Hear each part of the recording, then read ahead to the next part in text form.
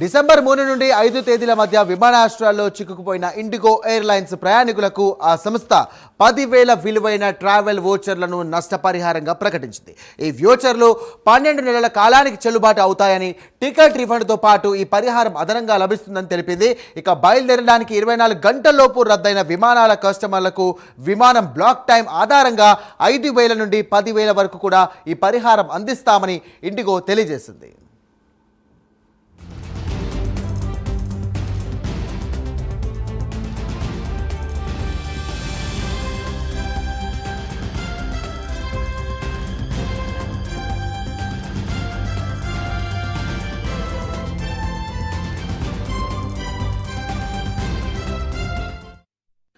ఇదే అంశానికి సంబంధించి మరిన్ని డీటెయిల్స్ అందించడానికి మా కరెస్పాండెంట్ అజీం సిద్ధంగా ఉన్నారు. అజీం, చెప్పండి. ఇండిగో సర్వీసెస్ సంబంధించినటువంటి అంతరాయం అందరూ తెలిసిందే. అంతరాయం వల్ల ప్రజలు ఎలా ఇబ్బంది పడ్డారో కూడా మనం అందరం చూసాం.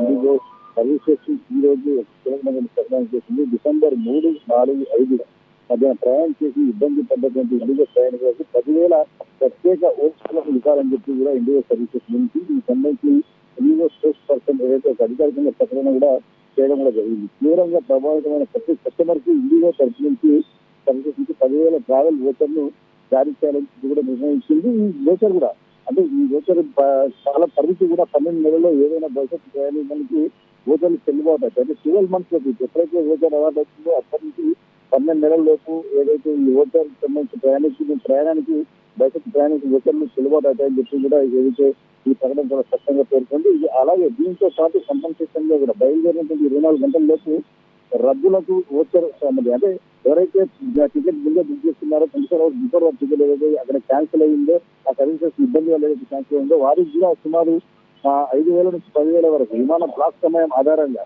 అప్పుడు ఉన్నటువంటి విమాన బ్లాక్ సమయం ఏదైతే ఉందో ఆ బ్లాక్ సమయం గైడ్లైన్స్ ఇండిగో పీపుల్ కంపెన్సేషన్ అని చెప్పి కూడా వాళ్ళు స్పష్టంగా మెన్షన్ చేశారు. సో వారికి కూడా 5,000 నుంచి 10,000 వరకు ఆ సమయం ఆధారంగా బ్లాక్ అయిన సమయం ఆధారంగా చట్టబద్ధమైన పరిహారం అదనంగా ఉంటుందని చెప్పి కూడా ఇండియా ప్రకటించింది. ఇప్పటికీ ఏదైతే ఇండియా సర్వీసెస్ సంబంధించిన సీఈఓ వారందరూ కూడా ప్రభుత్వంతో చర్చలు జరిపారు. మోడీతో కావచ్చు, అలాగే వీరందరితో కూడా చర్చలు జరిపారు. సో ఈ నేపథ్యంలో ఇండిగో సర్వీసెస్ కూడా ప్రకటన చేసింది. ఇండిగో సర్వీసెస్ సంబంధించినటువంటి అంతరాయం ఇబ్బంది దేశం అంతటినీ కూడా ప్రజలు తీవ్రమైన ఇబ్బందులు పాలయ్యారు. ఎమర్జెన్సీ వచ్చిన వారందరూ కూడా ఇబ్బంది పాలయ్యారు. సో అనేక చోట్ల అక్కడే ఆగిపోవాల్సిన పరిస్థితి కూడా నెలకొన్న విషయం మనకు తెలిసింది. ఇండియా సర్వీసెస్ తన తప్పిదానికి అనేది మనం అనుకోవచ్చు. తప్పిదానికి జరిగినటువంటి నష్టానికి ప్రయాణికులకు ఒక 10,000 ఓచర్ని ఇచ్చి 12 నెలల సమయంతో పాటు అప్పుడు ఎవరైతే బుక్ చేస్తున్నారో వారికి జరిగినటువంటి సభ్యులకు కూడా ఒక 5,000 నుంచి 10,000 ఓచర్ చేయాలని చెప్పి కూడా నిర్ణయించినట్టయితే ఒక అధికారిక ప్రకటన ఇండియా సర్వీసెస్ మనకు అందించారు.